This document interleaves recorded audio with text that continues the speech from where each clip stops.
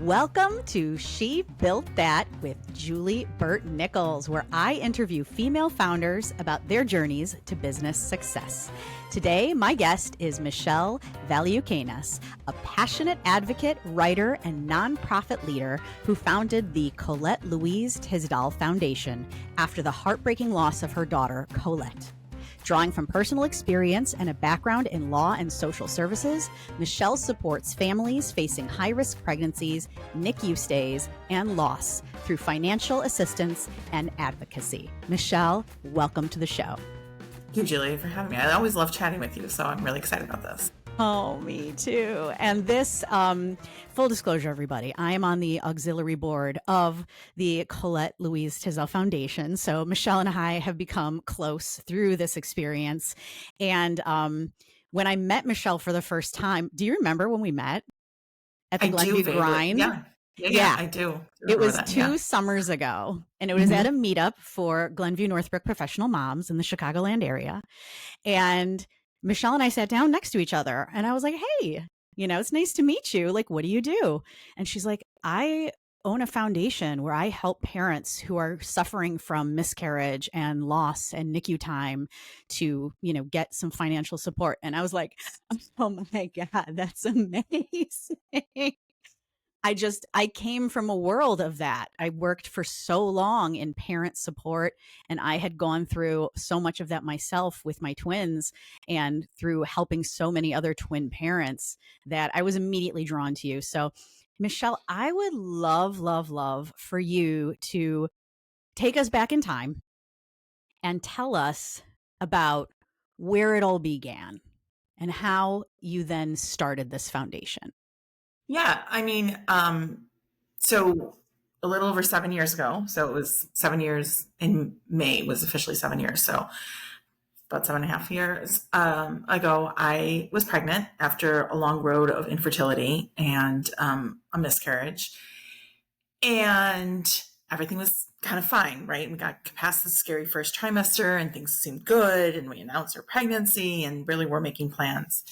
And when I was 21 weeks pregnant, I had this overwhelming, almost obsession, like I needed to go to the OB. Something was not right. I needed the check-in, that kind of thing. And, everyone around me was like, you're fine. Like, there's no reason for this visit. And I became obsessed with it. And luckily, my husband was like, okay, like I knew him well enough to know that he thought I was crazy for doing this, but also went along with it.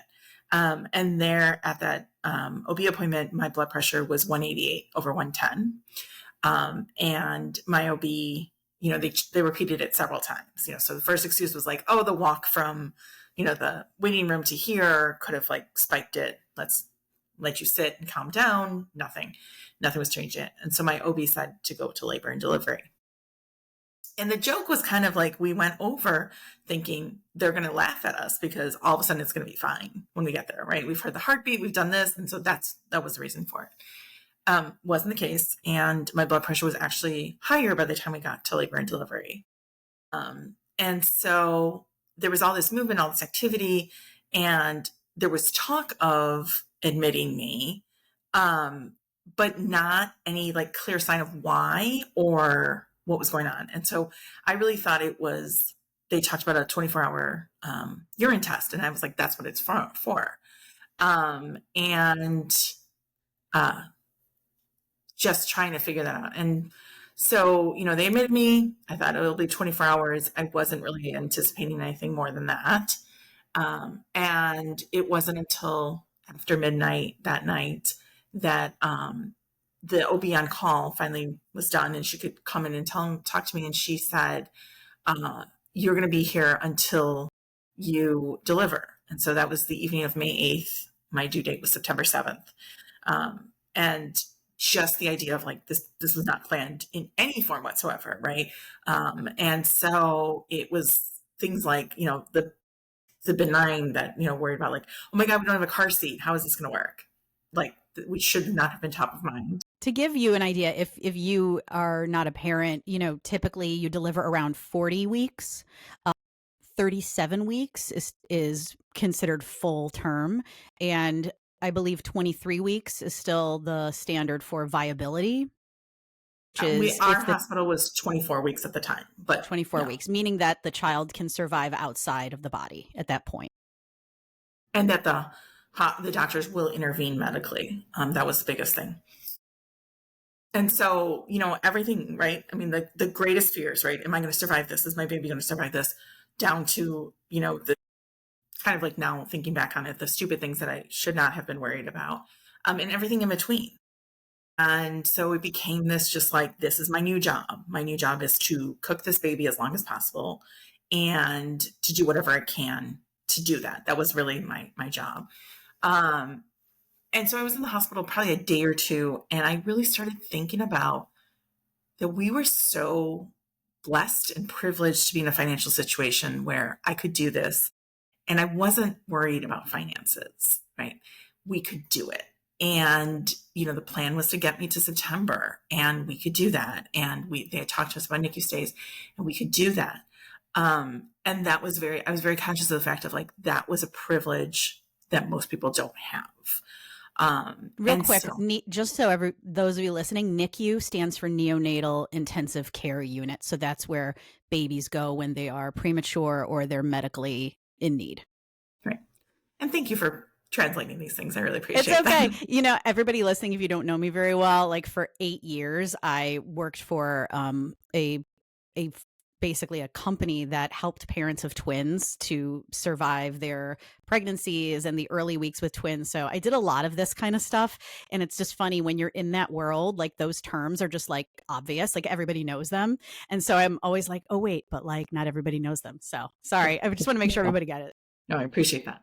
And so I really started thinking about this. And the idea was, I said, the joke I would say is I told my husband this, and my husband sighed and said, for once, could you please just worry about yourself and our baby? And my response to him was like, who you married. So no, like that's never going to work. And he, kind of just shut up and was like, all right, she's going to be herself. And, I can't do anything. And then, as I'm in the hospital, friends are texting, they're visiting, they're calling, all of that. And I would think about their situations, and I would say, how long could they survive if all of a sudden one income went away from their family, or half an income or whatever? And I would think about these things. And then I would sit back and think, my group was doing okay financially, right? And so what about everybody else that I wasn't thinking of necessarily that was really struggling? And so that stuck with me throughout my stay. Ultimately, I was in the hospital a little over 3 weeks before the doctors recommended delivery. Colette was small already, and then she wasn't growing in that time when they did a repeat ultrasound. And so it was 24 weeks and 5 days. I got to the magic 24. She came out, went straight to the NICU, really defied a lot of things at the beginning. They said, we won't be able to intervene medically if she can't have the smallest tube fit her. And we can do that. The second to smallest tube worked for her. So there was a lot of like, okay, yes, we know all of these things, but like she's doing better.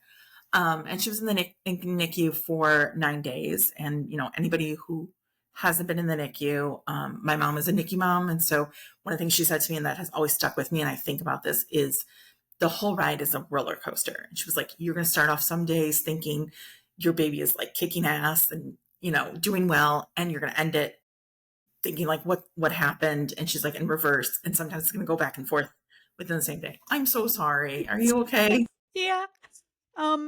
Yeah. And my son was only in the NICU for 4 days. Right. But I didn't get to meet him until I could finally go down there in a wheelchair after about 3 days. And so I didn't name my twins, and because I was like, I am not naming this kid until I get to hold this damn kid. Right? So, all right, everybody, here comes the Kleenex. Here we go. Okay, keep going, Michelle. Ignore me, everybody. And then, it was up and downs. And finally, what happened basically is that they call it micro preemies, so preemies that are born really early. They put them onto a ventilator that is really powerful to get their lungs hopefully working a little bit better, and kind of that intervention. It is only meant to be on for a day to 2 days, and then they hope to transfer them over. they had tried to transfer her over multiple times and never were able to. And so they would put her back on this. And essentially, it basically started to like shred her lungs. Like it was too powerful for too long. And so after 9 days, we lost her. And, again, it was like, it just kept coming back to me that just this financial piece, right? Being in the NICU and seeing other parents. I mean, I was being told by doctors and nurses, you might want to save your time off until she comes home. And I was like, I'm 2 days postpartum, 3 days postpartum. Going back to work, like seemed like it just didn't even compute in my head. But I also knew the luxury I had of that I could stay there and I could be there. And how so many other people could not say the same thing. And then, one of the things that really always strikes me is this is just a personal thing for myself. Cremation kind of freaks me out personally for my own self. And at one point when they were talking to us about plans, one of whoever was in the room said, some families choose to cremate because it's much cheaper than burial. And that really stuck with me because I thought I wouldn't want to do it. Just me, myself. And what about families that have no other option because they need that financial savings, right? And thinking about, and I have since encountered this of certain cultures and religions, cremation's not a possibility, right? And so that's not considered something. So thinking through all of that stuff, I just kept coming back to this financial piece. I will say often, I was reluctant to start this. I had worked a nonprofit my whole career and sworn I would never, ever, ever, ever, ever start my own nonprofit. So I really thought somebody else is doing this and I'll just work with them and like maybe we'll have a special fund in Colette's name or something like that. And I don't have to do the actual work. Like that was really where I was at. It's like, I'm not ready to. Who am I to do this? I have no idea what I'm doing. And what was your career at the time? So originally I'm an attorney by sort of trade, profession, whatever you want to say. I had practiced working for a nonprofit representing domestic violence and sexual assault victims for about a decade. And right before that, I had kind of taken a step back from practice and was supervising non-attorney advocates going to court with victims. And so that was a world I was really familiar with. Who was I to start in this other completely different world? All of that. And really what I found was nobody was really doing it the way I was envisioning it. So they were doing it, I still feel 7 years later, I still feel pretty confident saying that nobody was touching the pregnancy piece. So they were doing the NICU and or loss, but nobody was touching the pregnancy piece. Everyone was doing a very cookie cutter approach. This is what families get. Very geographically based, so we help in this hospital, in this county, in this city. None of it, like they're all great things. Like I won't, besmirch anybody, but I was like, what about people who don't fall into these like set categories? And I think my experience in nonprofit was we found that all the time with grantors is, they had these like specific things and people wouldn't fall into the categories. And what about them? And so really, did some research, went and talked to frontline workers, talked to social workers, talked to nurses, talked to anybody who would listen, and really expected and kind of like secretly hoped people were going to say, oh yeah, we don't really need that. Like that's taken care of, whatever. And I wasn't even getting a neutral answer. I was getting people bending over backwards to be like, how do we make this happen? And that was really my signal. And so, the joke, it's not quite exactly this direct, but is I came home and told my husband, like, so I have to start this. Like, and he was like, okay. And we started it. Wasn't quite that simple, but it wasn't also that much more complicated. But really started it with just on the financial piece is, providing financial assistance to families in these categories who are, struggling as a result of where they're at and, in the same places we were at. And so, so we launched in September of 2018 and have been doing the financial assistance piece since. We're now at over 3,400 families across the US that we've helped and given away over 1.8 million. Oh my God, that's so incredible. And I want to I want to know, where do you, like, when you were first starting out, clearly, like, filing for your 501c3, all of the paperwork with the state, etc. Okay. Once you get past that point, where did you start to find your donors? Yeah. So, we had one thing that was nice was like we had a lot of friends and family who in the aftermath wanted to do things, right? And so they would say like, is there someplace I can donate in her name? Can I donate to the hospital? Can I do this? And there was sort of this like, maybe we're going to do something, but we're not totally sure. And so we basically told everybody kind of like, hold off, right? Like, we want you to come back when we figure out what that means for us, and do that. And so we had a lot of friends and family who just showed up and said, okay, we wanted to do this for a couple months. Now tell us where you want it to go. And so those were our first donors. And then it was, fundraising is tough. It's talking to a lot of people. It's trying to get the word out. It's, trying things over and over again and then being like, that didn't work and let me regroup. But really it was like the friends and family. And probably for the first year and a half, it was a lot of friends and family or people like their contacts that we were getting as donors. And then we started to slowly branch out more and more. We got two big grants around year two and a half. And that was really helpful to us. And then it started to really like take off where people would say, we had things like, I always use the example of I had a college friend who had twins in the NICU. And at one point when one of the twins was not doing great, she said, like, this is my promise. Like, if my twins survive this and they are doing well, I will every year on their birthday donate to somebody, some cause. And so her twins were like a year and a half when we started. And she right away was like, hey, this is what I wanted. Like, I wanted something like what you're doing.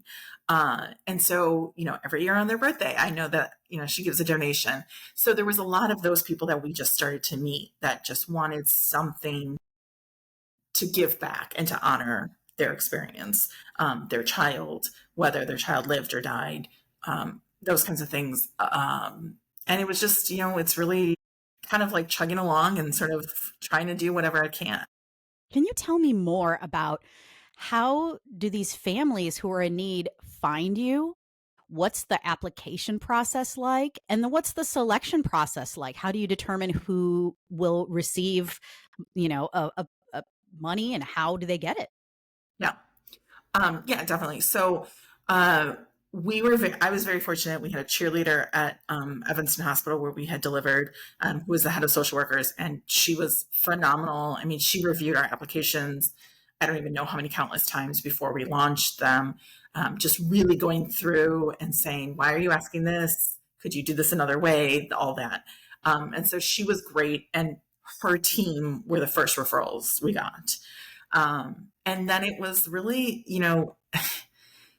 it was dealing with a lot of red tape of hospitals, right? Naive 2018, Michelle was like, oh, I'll just go to a hospital and be like, hi, we have money that we can give to your patients. And they'll like welcome you with open arms. And it was like, yep, that was not the case. Okay. So let me regroup. And so it was just a lot of being really creative and thoughtful, talking to anybody who would listen. I mean, honestly, that was what I did. Getting into, I linked up with Ronald McDonald House and their director of programs, and she shared the stuff. And so that was a different way.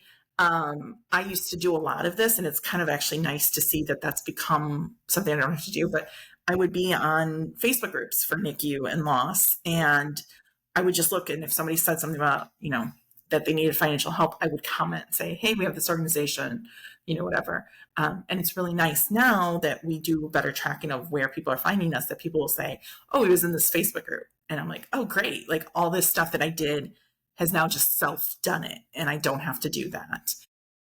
And then, yeah, getting to hospitals, getting to social workers, really just, continuing to show up. I think that was really important, was that, we were doing the work. We were going to respond. We were going to do stuff. We were going to provide the money that we said we were going to.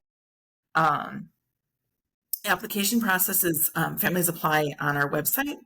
And then we require a verification from a third party. The majority of those come from social workers. Sometimes it's a doctor or a nurse. Sometimes it's paperwork, especially in cases of loss. It might be a copy of a death certificate, things like that. And then we review. So we do a pretty quick turnaround. If they apply by Wednesday at 5 p.m., we review that weekend and they get a decision by Tuesday, end of day Tuesday. And that's really tight turnaround. Yes. How do you do that? Well, I did it for a while completely on my own. I'm not totally sure how I did it always. And then about a year and a half ago, I brought on an assistant, and she does a lot of the back end of just making sure we have an application and a verification. Everything is complete. We have all that stuff. Life saver and changer for sure when I did that. That's incredible. I mean, just being able to provide it so quickly to those families that are really in need, like any other organization, there would probably be a very lengthy timeline of turning things around. Right. And so really, what we review is my husband Mark and I sit down. We look at all the applications individually. So he does his thing, I do my thing, and we rank them sort of 1 to 10. It usually ends up being 1 to 15, 1 to 16. We're always trying to do as much help as we can. And then we sit down together and we kind of go through, this is your number one, this is my number one, and, go through it. And really, we're looking at what can we do that really helps the family as best as we possibly can. What is it that they really need? So a family that had 4 days in the NICU, that's terrible, and it sucks to have 4 days in the NICU. But we have sometimes families who have been there, almost a year, right? And so those are different considerations that we're going to take. Distance from resources. We're finding in some areas of the country right now across the board, we have about an average of 92 miles one way to a NICU. So, that's the average, 92. That's the average, right? So, we have people either commuting back and forth for and there's a lot of complications with why they're doing that, or who are relocating temporarily. And so those are huge costs and issues. And so that's going to be something we're going to definitely give more to, where there's social supports, right? Is it a family that has nothing? Where has been, drops of income. So I haven't done this for a little while, but on average, our families were losing $8,000 in income from one year to the next. So, that drastically changes things for people. And so what are we kind of doing to get those, to solve those things? And, looking at the immediacy, one of the things we do is sometimes we'll look at people and they'll put a whole bunch of listings out, and it's we're not going to be able to help to fund everything, but we'll say things like, their phone has been shut off. So can we give them $200, $300 to get their phone back up and running? That's an important piece. Is it getting them to their appointments or to see their child in the NICU or anything like that? Let's do that. So really trying to see how we can do that. We give away $6,000 a week, and we have requests in the 80 to 100,000 range from all of the applications we review. And that's something where I do a lot of the fundraising is to be able to raise that amount. So last year, in part because of Julie's wonderful emceeing. I was going to say, now is when we're going to start talking about the upcoming event, so that you can all learn about it before it happens. All right, Michelle, go for it. So we had an event. Our third annual is coming up October 23rd. Last year, we were fortunate. We raised $50,000, and that allowed us to go from, we had been giving away $5,000 a week. This year, we're able to give away $6,000 a week. So that has meant we are helping more families. The goal again is to reach another 50,000 plus, which would allow us to go to $7,000 a week. And so just kind of trying to do that. We are actually on track that we will be able to, assuming everything goes as planned, we will be able to raise more than that. So that will be amazing to just up that ability to do that, and to have things like really an extra fund for families who really have a lot more complications and need more than we would normally be able to do, or 4 weeks where we have so many needs that, we're going to go over our limit, and can we have sort of this fund that we can supplement from? And so, so that's really a big deal. So I will just say October 23rd, it's in the Chicagoland area. It's at Kenilworth. Julie is one of our amazing MCs. We have 3 and they're awesome. And it's a really fun event. We contract with a company that gives us videos of people are calling them 80s-tastic horse races. They are very 80s-tastic horse races. You're like, what the? Yes, for sure. The music and the, just everything sort of feels very like it feels like home. It feels like growing up. Exactly. And so ahead of the event, people can sponsor horses. They get to name them. People are betting at the event as to which horse is going to win. 9 times out of 10, they're choosing them by the horse name. The names of the horses, you guys, I can't even. Yes. Michelle, it's so hilarious. Like there's a special sponsorship called a horse sponsorship, and you get to name your own horse. And just the announcement of the names of some of these horses, I mean, there are not, well, your son is in the room and he's what, like 6 now? But like there's no children there. He's 5. Yeah. There's no children there, and that's probably a good thing because some of the horse names are so raunchy. I was like dying. It is such a fun night. And is there a silent auction? I know there was a raffle. There's a raffle and, food, drink. It's a really fun event. And Julie will say this too, but, it's really interesting because now I think being in the 3rd year where we've had people who have come 1 or 2 times, I think it'll be a little bit different. But what I really love is like the first race, even the second race, people are like, wait, what's going on? I'm not sure. How does this work? I'm a little hesitant, whatever. And it's 6 races. And by like the 4th, 5th race, I mean, people are like on their feet and they're screaming and they're yelling. And it's just a fun environment to be in. And to know that like all that fun you're having is still going to a really good cause and is still helping families. And so that's really amazing to me. Yeah, it's a really fun night. And I would encourage you, if you are in the Chicago area, to come and join us. And then if you aren't in the Chicago area and you still would like to contribute, you can contribute and ask for it to be put towards the amount that we raise at Night at the Races so that you can be contributing to our big number that is announced at the end of the night. And I'll share all that information with you guys in the show notes so that you can check out Michelle's nonprofit and you can make a donation if you would like. I would love that for you. And Michelle, we're getting close to the end, but I would love to hear what is next for the Colette Louise Tisdahl Foundation. What do you foresee happening in the next few years that you would love to see? And then long term, what is like your pie in the sky vision for the foundation? So I'll start with long term. Long term is I want to be put out of business. I mean, honestly, that is my goal, is that, and whether that be because we as a country get better at supporting families, and I think both have to happen, we start to really address a lot of the causes of all of these problems, right? So, we have terrible numbers in the US. Right now, 1 in 4 pregnancies ends in loss. And that's 1 in 4 pregnancies. So that's not even 1 in 4 women. That's a terrible statistics. 10% of babies are ending up in the NICU. Every day. And, these are terrible numbers, and they get even worse when we factor in for people of color. So, also I want to say, like, let's get less families who even have to like think about this and even have to have this consideration.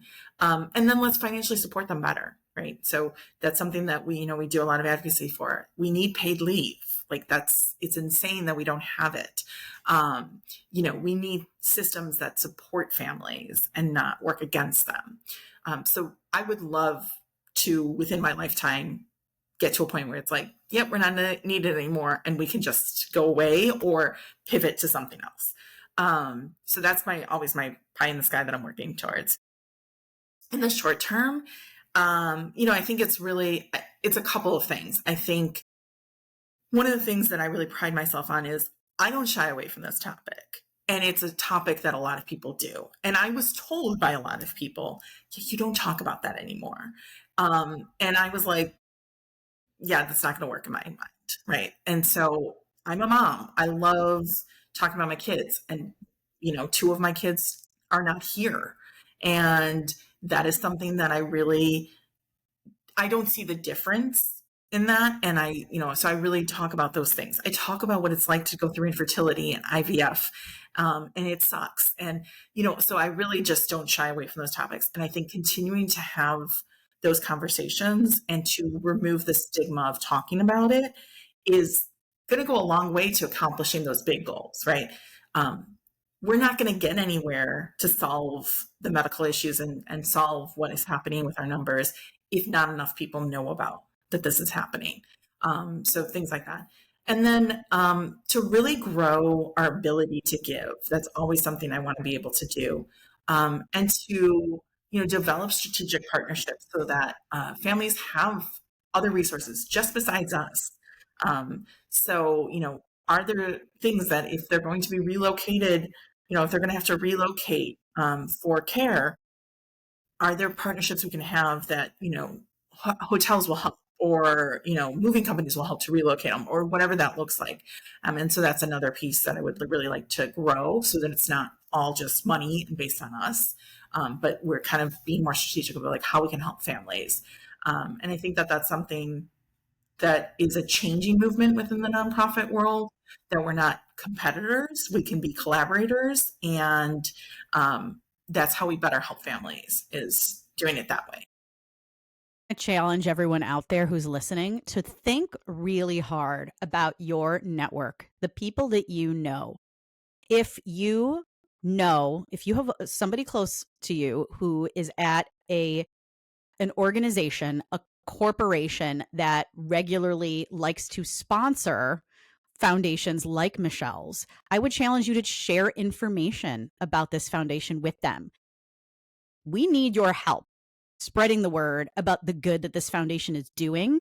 And the more that you can help to spread the word little by little, the more it's going to grow, the more we'll get attention from larger corporations with deeper pockets who could really give those like life-changing grants and support to help this foundation to grow. And as you said, Michelle, the work that we all have to do to make these issues known and open and no longer taboo. I mean, they were taboo when my twins were born in 2012. And I feel like, they're almost 13 and it's still, people don't talk about it. And so the more that we can be out there and let people going through this know that they are not alone and talk about it candidly outside of those circles. And, hopefully our country will start to move forward in a direction, but, there's only so much hoping you can do, and it really needs action. We need people to make the change. Right. And the power of telling your story. I mean, I think that that's so impactful. My grandmother had dementia in her last years, and that was when, it came out, because she would scream in the middle of the night asking for her baby. Where's my baby? Where's my baby? And my mom, as her caregiver, was on the phone with me one time, just sort of venting as a caregiver, right? The way that we should all have somebody we can do that. And she's telling the story. And I said, did she ever have a loss? And my mom stopped for a minute, and then she said, you know what? She did. And it was only mentioned to me once, and I never knew anything about it. And so, we couldn't tell that story. And I just remember thinking and, sharing of like, not that it would have changed my grief, not that it would have changed anything, but how amazing would it have been to know that somebody in my family had a loss? And so I wasn't so isolated. It didn't have to feel as much like I was the only person that this happened to.